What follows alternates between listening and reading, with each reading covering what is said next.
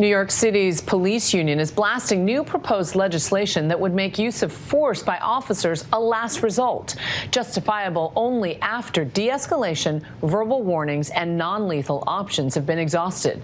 The proposal by the state's attorney general would demand a higher standard of proof and no longer allow officers to justify their use of force based on suspicion of crime.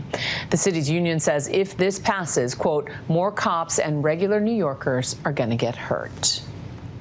Tonight, in our ongoing series on policing in America, we're taking a closer look at legal protections for thousands of law enforcement officers in this country, and the case of a 70-year-old Vietnam veteran who says he was assaulted by police while entering a VA hospital back in 2016. He's now asking this U.S. Supreme Court to let him sue the officers for allegedly violating his civil rights, and in doing so, roll back decades of qualified immunity for cops. Will they take the case? Here's ABC's Devin Dwyer.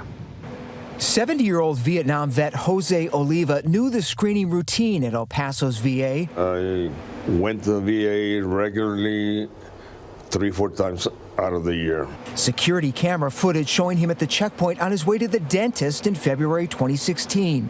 A trip that quickly turned into a nightmare after an officer asked for his ID. I told him my VA card, my ID is in the bin. And for whatever reasons, he did not like that answer. The recording didn't capture what was said, but the exchange leading to a physical altercation. This big guy grabbed my left hand, and with his two hands, he jerked my arm as high as he could. Almost simultaneously as this guy was jerking my arm, my hand, he put a chokehold on my throat. Very hard, very hurtful. And I told him, I cannot breathe. Let me go. I cannot breathe. The officers taking Oliva into custody and citing him with disorderly conduct, a charge that was later dismissed. Attorneys for the officers say they were neutralizing a threat. You can't look at this one isolated incident in a vacuum. In 2015 in El Paso at the same facility, there was a shooting there. Yeah, the video looks shocking, but then you have to think, they don't know if Mr. Oliva has dynamite strapped to his chest or he's got a .45 handgun that he's going to just start shooting people indiscriminately.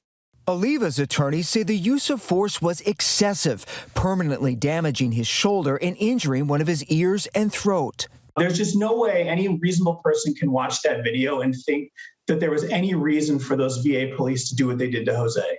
But a federal appeals court last year dismissed Oliva's case against the cops.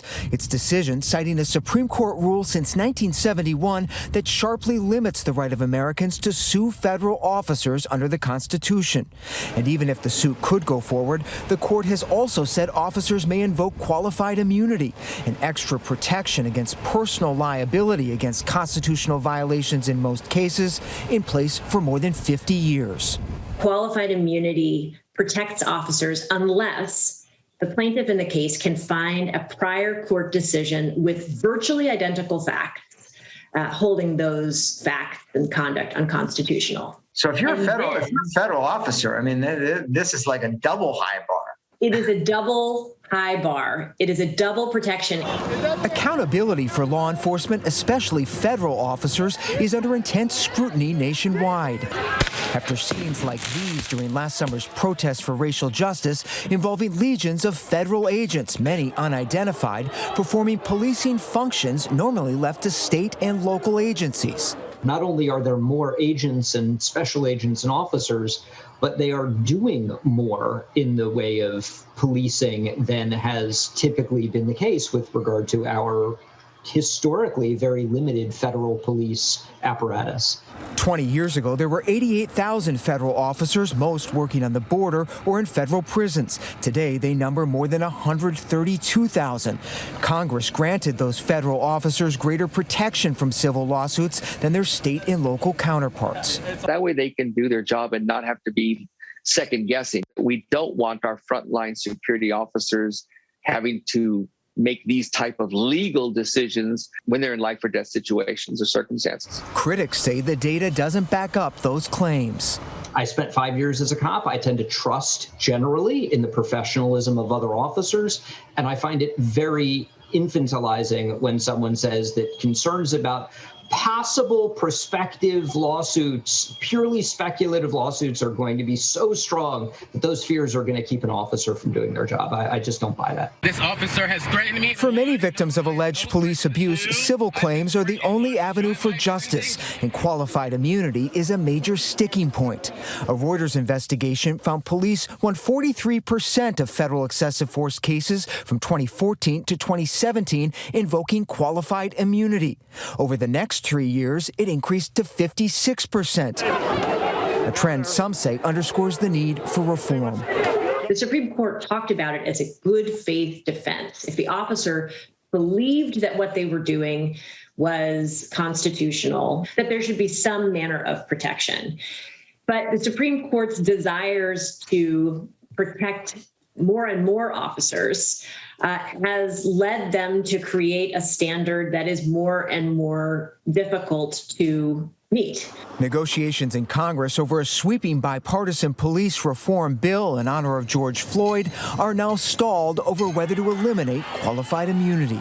There are big policy trade-offs when you have an immunity for government officials. If you look at the legislation that Congress is considering, some of it doesn't get rid of qualified immunity entirely. It narrows it. If it's a good faith mistake, we're not going to allow a plaintiff to recover money damages for that. There might be other mechanisms to punish the officer, but that won't be one of them.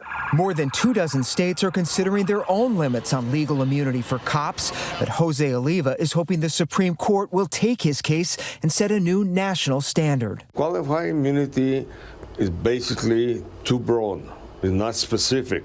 A plea to the justices to expand the ability of Americans to bring claims against cops in federal court. That doesn't mean that the cases will necessarily be resolved in favor of the plaintiffs or that the government agents will always be viewed as the bad guys. All it means is that we have a neutral process where the claims are fairly adjudicated and decided on their merits. Fairness now in the spotlight at the Supreme Court, which could decide as soon as Monday on whether to take Oliva's case and a closer look at qualified immunity. For ABC News, I'm Devin Dwyer in Washington. Our thanks to Devin. Hi, everyone. George Stephanopoulos here. Thanks for checking out the ABC News YouTube channel. If you'd like to get more videos, show highlights, and watch live event coverage, click on the right over here to subscribe to our channel. And don't forget to download the ABC News app for breaking news alerts. Thanks for watching.